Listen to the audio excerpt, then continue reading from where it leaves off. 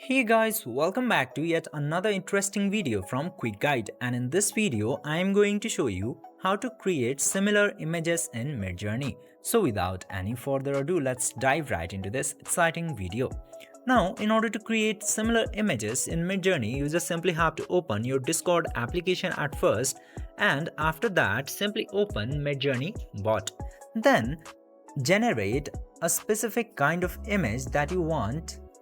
For example, I'm doing this trial with the animals.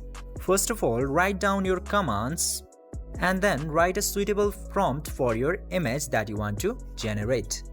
And then after writing down your command, just simply send this command to Midjourney. Then Midjourney will take some moment to process and create some images for you. And after Midjourney will create the result, you just simply have to upscale one of the results which you like the most.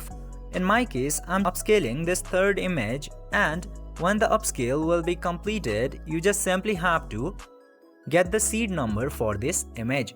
Now in order to create the similar images, you just simply have to copy similar prompt that you use up there. Let me do this real quick.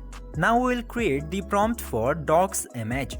I'm doing everything else is similarly besides the name of the animal into here. For example, an illustrator of a dog, 2D and flat. But at the last, you just simply have to copy this seed number and enter it just like I do. Just simply give a space and then tap double dash seed and space again, then enter this seed number.